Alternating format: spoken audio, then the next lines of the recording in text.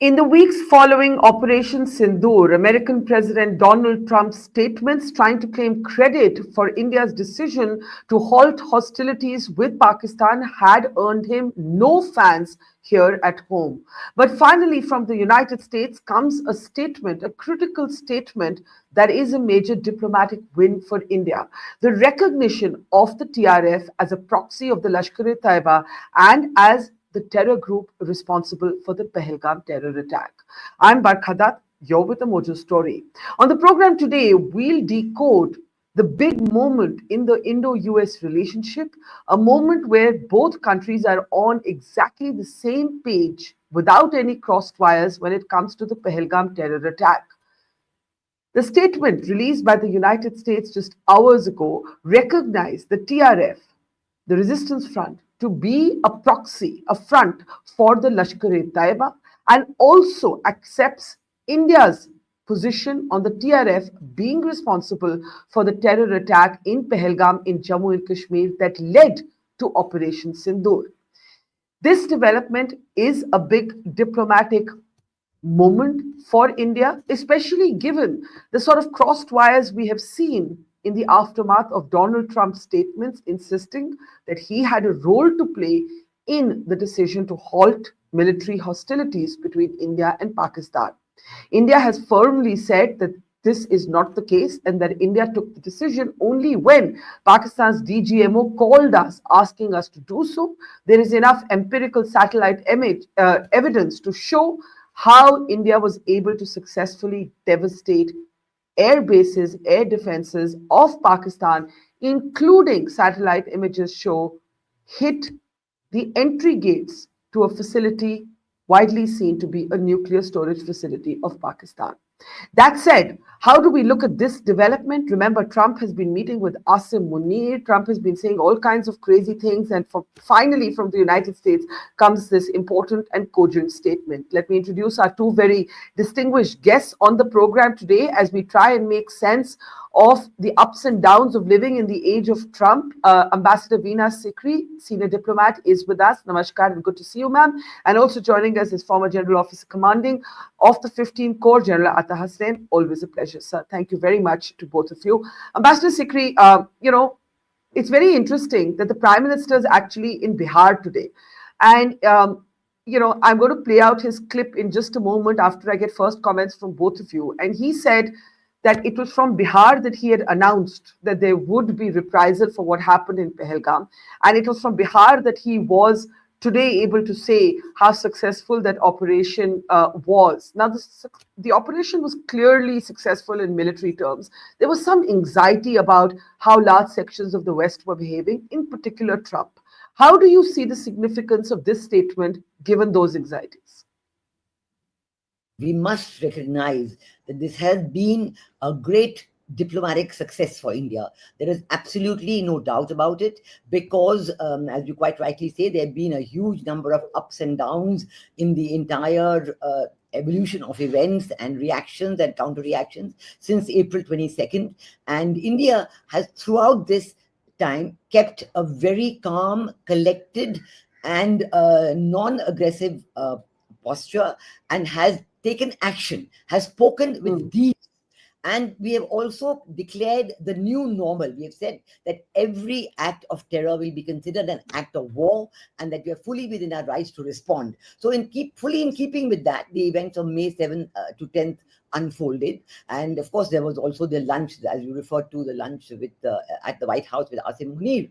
But we didn't overreact to that. We sent delegations. We sent delegations to about 30 countries headed by very eminent people from different parties, all the different parties and political parties and religious groups. I think this decision was a great success because the countries chosen were people who are either on the Security Council now or going to be on the Security Council, very important strategic partners for India, and countries who have a great stake and importance in this. At all times, our effort was to bring to the world's attention India's view on terrorism and India seeking collaboration and cooperation from the world countries on terrorism and saying there can be no double standards on terrorism. But can I ask you, Trump has been doing two things. One, he's been trying to to take credit, kind of confusing back channeling with front channeling and saying I had a role to play in this.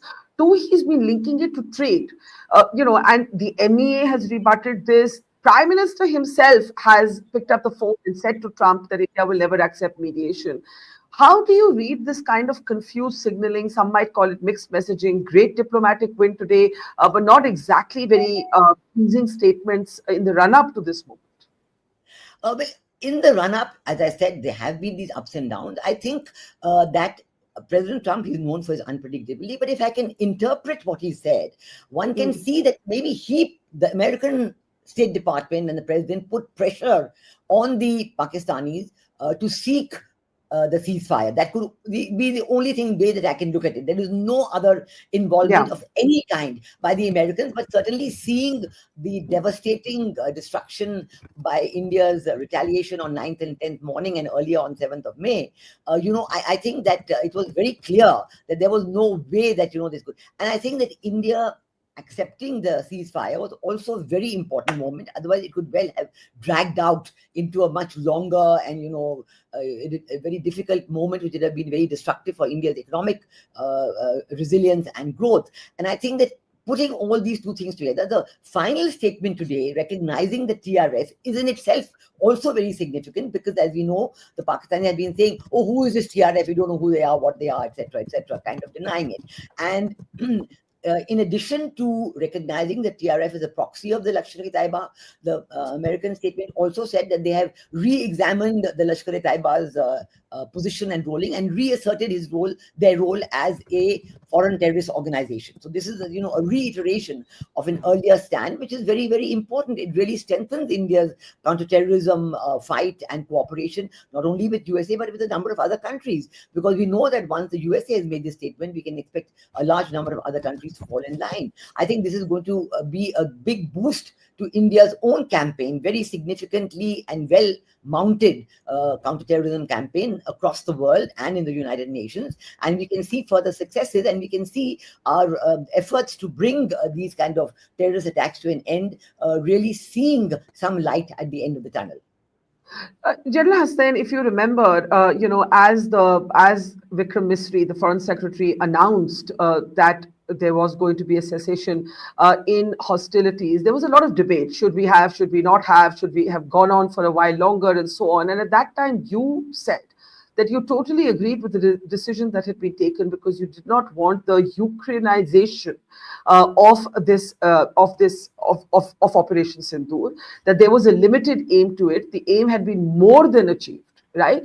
But since then, you see pictures of now Field Marshal Asim Munir. He goes to have lunch with Trump, maybe connected to Iran, maybe not, we don't know.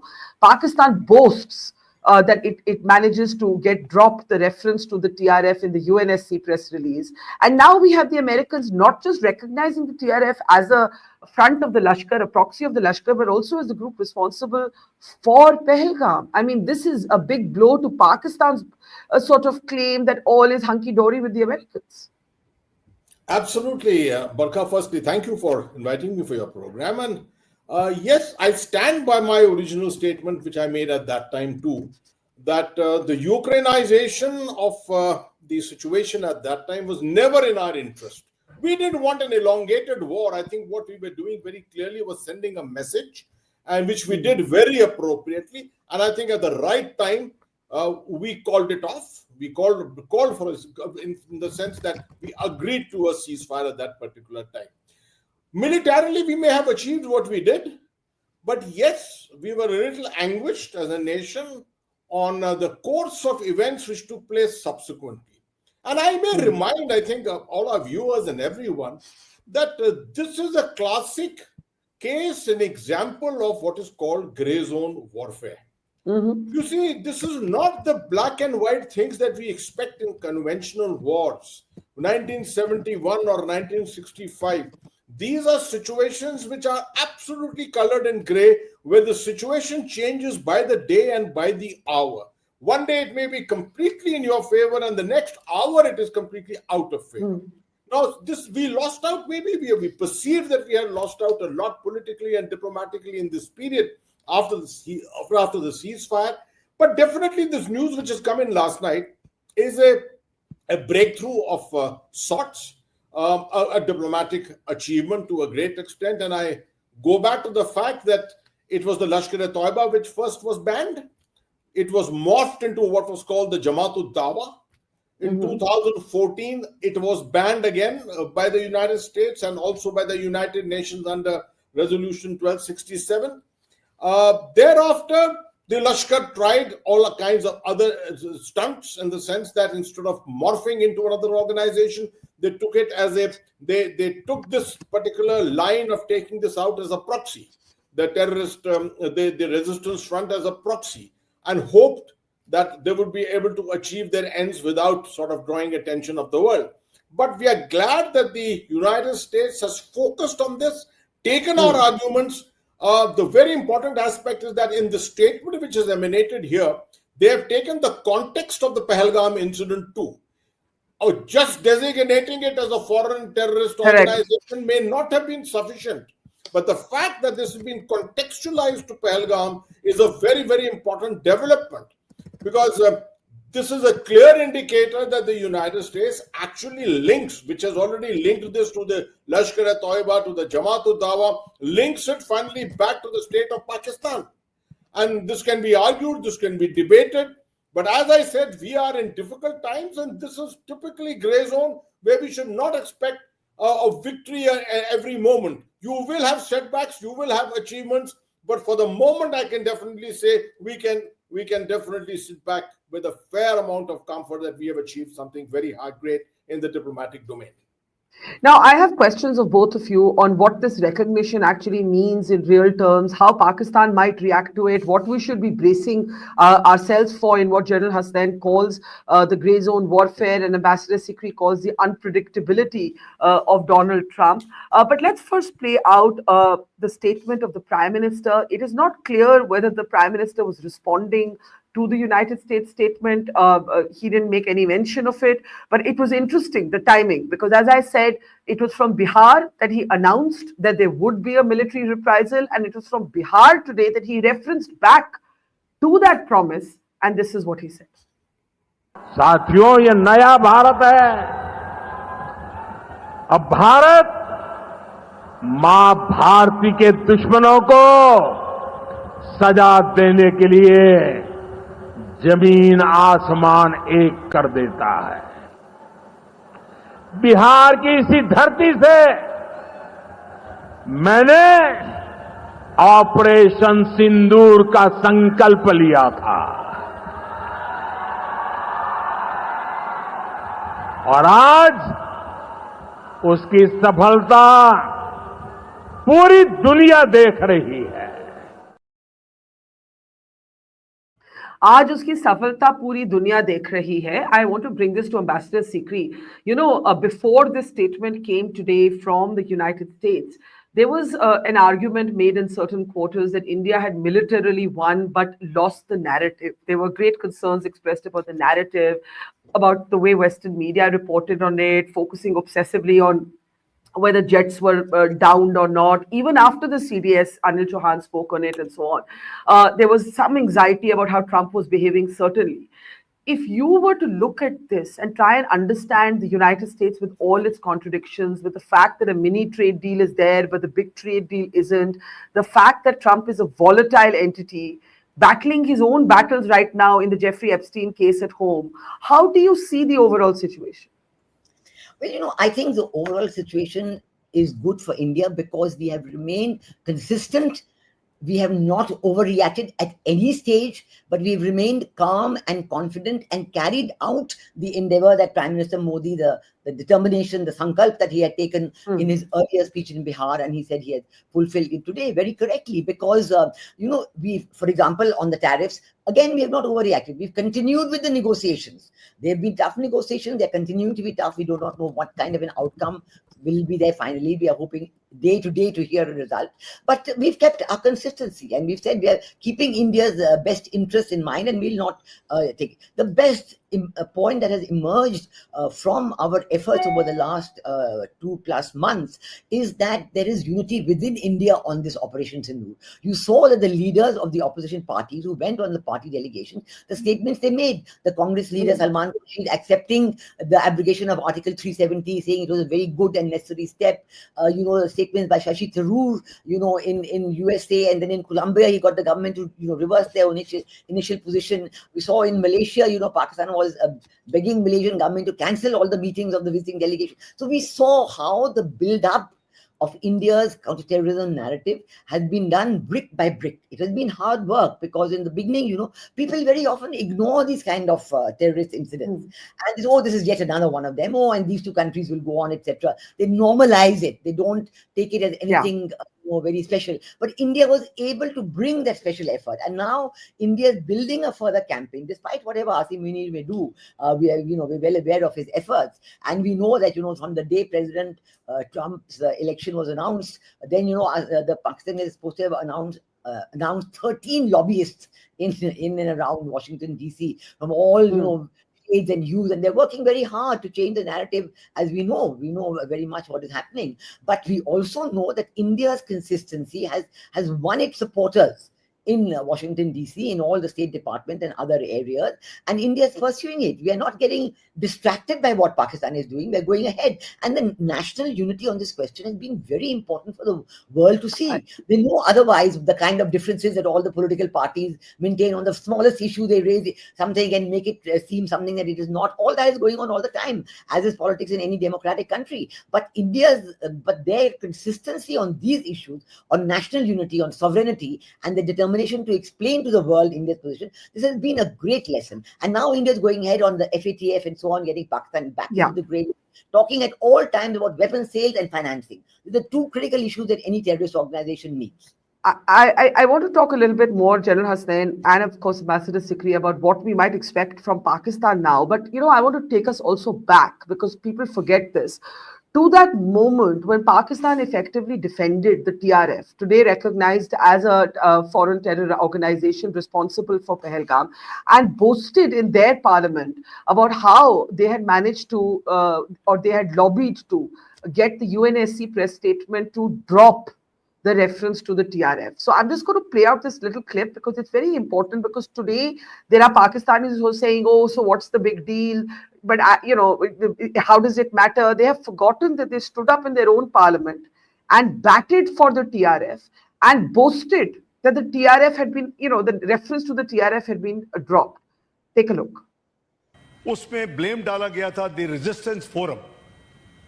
ये वो forum है कि जब 2019 में इसको हड़प किया गया गैर कानूनी, जो कि हम नहीं मानते, वो बिल्कुल इलीगल है, तो उसके नतीजे में जम्मू एंड कश्मीर में एक फोरम बना जिसका नाम है द रेजिस्टेंस फोरम, और उसको कंडेम किया गया, उसको जिम्मेदार ठहराया गया उस प्रेस रिलीज में.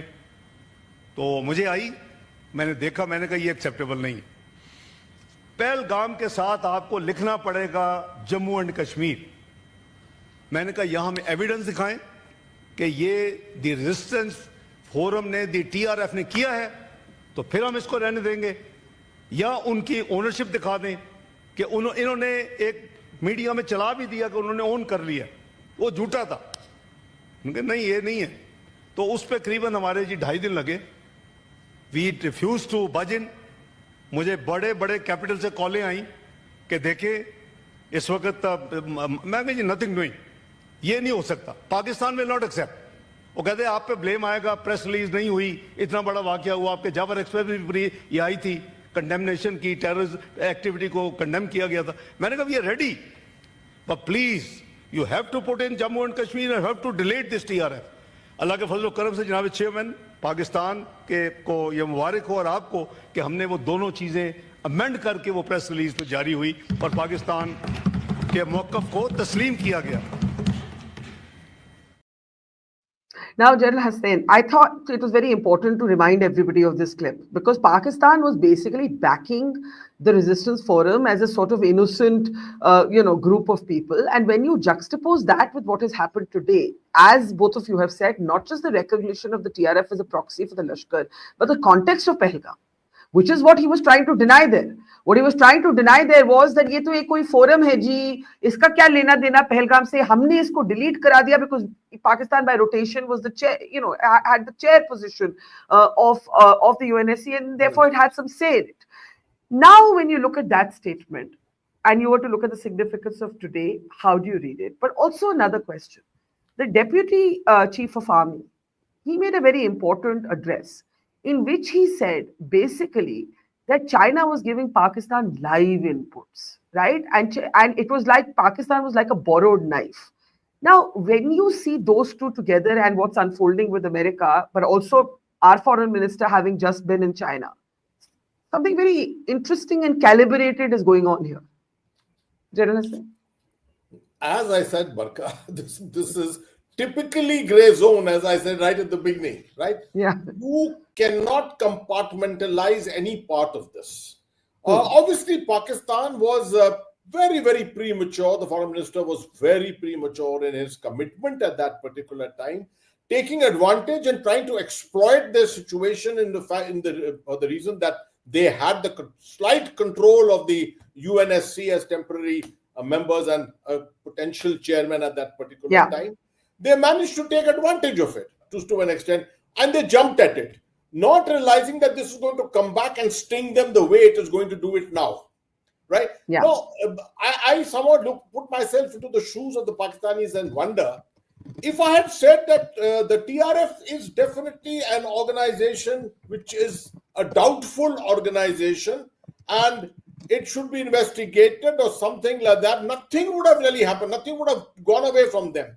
And the world would have looked upon them with a little greater respect. The fact that they were denying it completely, this is just like almost like 26/11. When 26/11, you had all the evidence there, all the videotapes which were going on, and Pakistan was in total denial that we have nothing to do with them. You had all the recordings available at that particular time, but they were in denial. Now, this denial can go on up to a point, but not beyond that. And we can see this in this case. Quiet diplomacy, as Ambassador Veena Sikri just said, quiet diplomacy, and I will qualify that quiet diplomacy also by the fact, it's a very good thing that what happened was that this part, the South Asian subcontinent, receded in strategic importance, and the emergence of the Middle East for that little short period of about a month when Iran, Israel, and in the entire conflict was going on, allowed us to continue our quiet diplomacy, which I think was a very, very good thing, very effectively done by India, which managed to achieve this. But coming back to the question which General R.R. Singh had brought out, the Deputy Chief had brought out, there is no doubt about it, the fact that Pakistan and India and China, absolutely hand in glove, strategic partners, deeper than the seas, oceans, and higher than the skies. When it comes to military capability, yes, China will ensure that everything is done to enable Pakistan, right? Because something happening on the Western Front will obviously have a major effect on the Northern Front. May not be a tactical effect, but a long-term strategic effect. And I can explain this almost immediately by telling you that with what has happened in Sindoor, almost the complete attention came back to the Western Front after what had happened in 2020, April, May 2020, when the entire focus of the Indian Armed Forces went to the Northern Front. And at the same time, we've also got the problem of the third front, which is emerging towards Bangladesh. So with China there affecting these kind of things, any small action here and there, any tactical issue becomes strategic in the long term. And this is what they are attempting to do in this particular case, right? Yeah. So I want to bring in Ambassador Veena Sikri and then give the last word to General Hassan. 2.5 front, China hand in glove. But as General Hassan says that it's grey zone warfare. So you also have the foreign minister, there in China. at the same time, or roughly in the same time frame in which General R.R. Singh is talking about China and Pakistan being hand in glove. And there's tension with Bangladesh. How do we make sense of all of this? There are some anxieties with Trump. There are clear tensions with Bangladesh. There are clear now anxieties with China. And there is this big win vis-a-vis Pakistan. I think this is India's new diplomacy, because India is very willing to talk to all the individuals and state to them. For example, we know that on 7th of May, after we hit the terrorist infrastructure in Pakistan, we actually told the Pakistan side that, look, this is our response to April 22nd. We are willing to stop at this. So of course, Pakistan did not, and they started this, huge. So we were ready to respond to that as well. Absolutely clearly. Similarly with China, we are going to mince no words in telling them what we think. China has been mounting a global campaign, as we know, trying to prove that their aircraft and their air defense systems are superior to what India has. We know this is not the truth. And what happened on 9th and 10th is very effective statement demolishing China's arguments on this subject. And India has clearly won the day on this one. And China may have got the, shall I say, because they are in touch with Wall Street Journal, they are in touch with control the New York Times and whatnot. So initially they were able to get the articles, but in the end we know Indonesia, other countries, they're fully recognizing that India is the one which had the upper hand. The orders for BrahMos missiles, for this the Akash system, all that is coming in. So India's confidence is fully backed up. Even the Security Council statement, we know they said clearly that we have to find the perpetrators, we have to bring them to justice, and there can be no continuation of terrorism at all. So these is the statement by America recognizing that TRF as a foreign terrorist organization and as a global foreign terrorist. This has been a very great statement, a very great success, because we have brought that to closure. That the whole doubt about the TRF and its existence, and Pakistan-China thing, both of us want to do an inquiry on what happened, to see all this is there. So this is something very good. At the same time, India is continuing in a calm and collected way with its own economic growth, with the Make in India, with the defense systems upgrade. Absolutely no illusions about either China or Pakistan, or even the dangers of Bangladesh stepping in. I don't think we have any illusions about that. Even as we continue our diplomatic messaging, and our foreign minister our prime minister, his long 5-nation tour that he had very recently, all this is a combination. You continue your work at home, and I think we're getting success on each and every front, and this is what is getting both Pakistan and China worried. So, General Hassan, from a military perspective, what should we be bracing ourselves for? This moment has been repeatedly described as a halt and a pause, and not an end, right?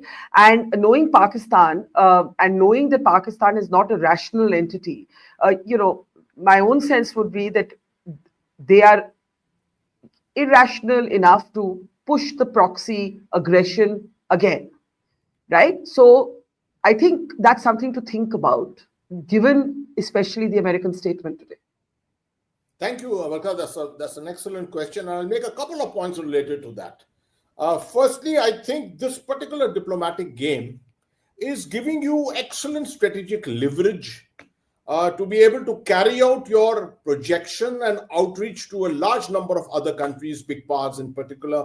Perhaps at the G20 is going to happen in another 2 months' time, G20 and places like that. It gives you good leverage, no doubt. Strategically, is going to make it that much more difficult for the Lashkar-e-Taiba, the TRF, or whatever you will name they are under. It's going to make it difficult for them to network, to get to finance themselves easily, because remember, even when the FATF was pressurizing Pakistan, all these organizations were under tremendous stress. So that is something which hopefully will build up. A lot of people are expecting that the tactical outcome of this decision of the United States will start telling immediately by the fact that the TRF will pull back and not execute any operations. That is the furthest from the truth. It can happen. Tactically, it doesn't make a difference at all. All this will take very long to manifest, if at all it manifests. But it is all giving us a tremendous strategic and diplomatic leverage around the world. But in Kashmir, on the ground, I don't think this is going to make a major difference at the moment. So that brings us to your question. And your question is very clear. Is there a possibility of another attack coming about in the near Yeah. future. Yeah. To my mind, if you bear the irrationality factor in the Pakistani character, yes, this is something which can happen anytime in the near future.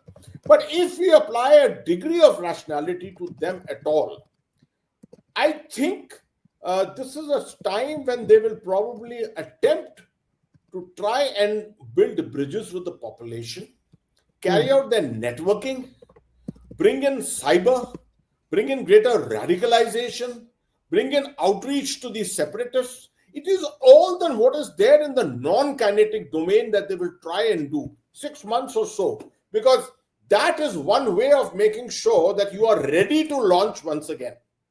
You see, prematurely launching into this kind of a situation, the Indian Army and the rest of the security forces will be able to get hold of it very, very quickly again, right?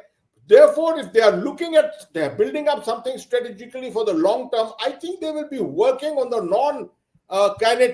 non-kinetic domain for a fair period of time from now onwards. That is, I think, broadly the military assessment which is being done by almost everyone.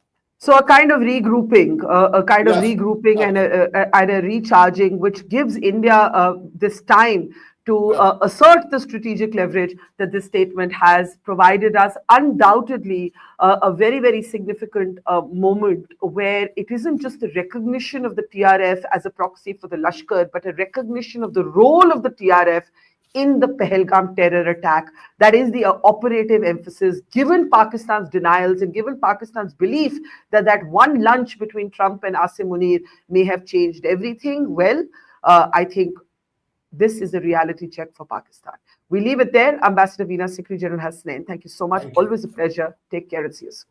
Thank you very much. Thank you. It's great to see you here. Thank you for watching our work.